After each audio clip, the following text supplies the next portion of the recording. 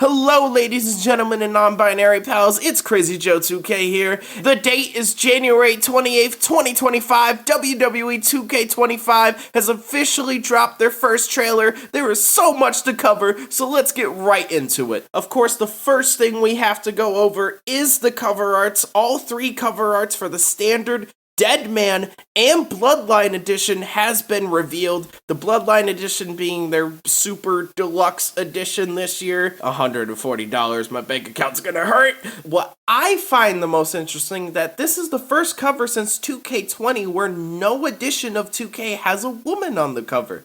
Little weird to me, but let's go see what each edition entitles you for the pre-order. The pre-order bonus this year, no matter what edition of 2K you end up purchasing, will be the Wyatt 6-pack.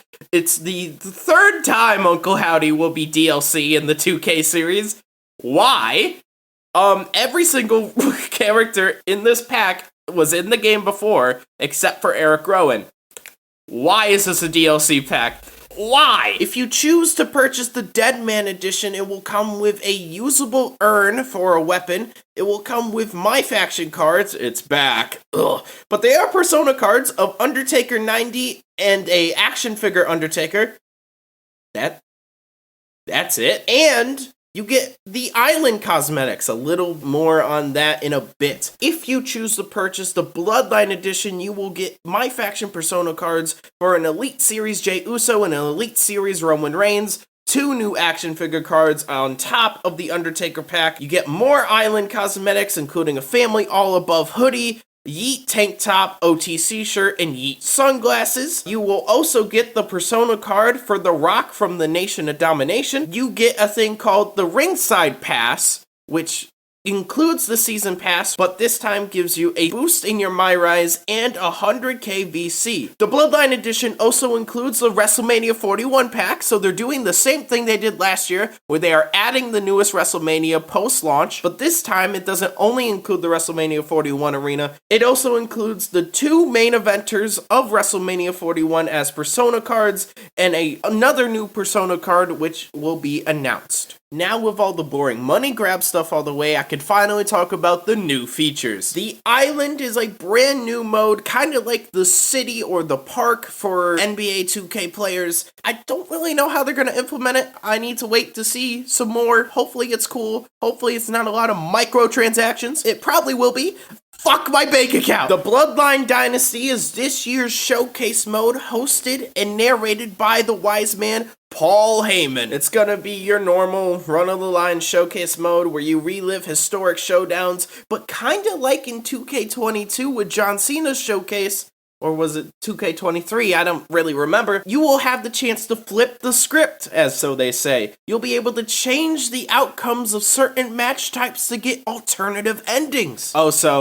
Oh, my heart. Oh, my 2K16 heart. No more slingshot technology. Every cutscene and showcase will be made in the game, and I am so happy. Intergender wrestling is making its return, which means TFF is going to have a lot of fun this year, a lot of new capabilities. Chain wrestling also making its return. I hope that means we're going back to the playstyle that was in 2K19, 2K18, you know, that type of playstyle. Probably not. Probably getting my hopes up. They probably fucking hate me. The underground match type, as seen on NXT or on Raw Underground, is making its series debut. The kind of GCW Bloodsport match type where there's no ropes, fans all across the ring, and it's a no DQ fight until one of your opponents gets knocked out. A new interesting match I did not expect to be added was the Bloodline Rules match, which pretty much entails a no DQ match,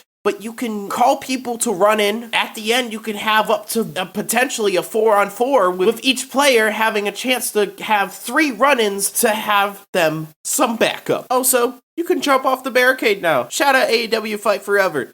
In fact, shout out M. Dickey. They were doing it even before then. And as your players get thrown into the LED barricades, they will get damage over time. Hey, wait a minute. The AEW Fight Forever also did that. I have been asking for this feature since they brought back My GM mode. You can finally do My GM online with your friends. They don't have to be in the same room as you, and you don't have to do it through some backward-ass way anymore. You can also now do cross-brand pay-per-views, or PLEs. Nope, still doesn't sound right. For Universe fans, you will be disappointed, like you are everywhere, but they're bringing promos back, which they never should have gotten rid of in the first place. Good for TFF though, now I could actually have people with microphones in their hands. My Rise this year will only be one storyline, which is multi-gender, which means you can play as a man or a female. Hopefully some more news about that in the next coming weeks, and also Creation Suite, which is like nowhere to be found in this initial announcement. I am glad to say that the updated SmackDown arena made it into the game. The Prime Hydration Station also made it into the game. I don't have a screenshot for that, but that's kind of... fuck Logan Paul. It doesn't look like Raw on Netflix made it into the game, but since they are adding WrestleMania 41 post-launch like they did with WrestleMania last year, we could see Raw on Netflix making it into the game in a post-launch update. Now I would like to move away from the official 2K website and go on to this Q&A done with the 2K developers from the lovely Chris White. The soundtrack this year will apparently get some quote-unquote deeper cuts, maybe bringing away for older pay-per-view theme songs to come back into the game, older wrestler theme songs to come into the game without necessarily getting the older versions of those wrestlers. I don't know.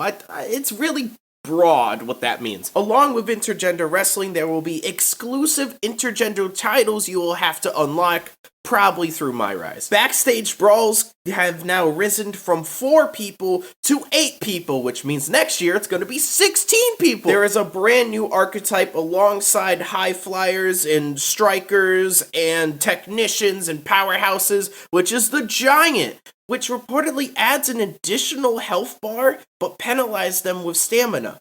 Now, if they're going this route, I kind of hope that, technicians get maybe an extra finisher or signature slot, high flyers get more stamina than the other archetypes, something along those lines. That'd be a really cool feature to add. But anyways, guys, that's all the news that we have so far. We need to learn about a lot more stuff, especially the Creation Suite, the island, hoping the island doesn't ruin said Creation Suite.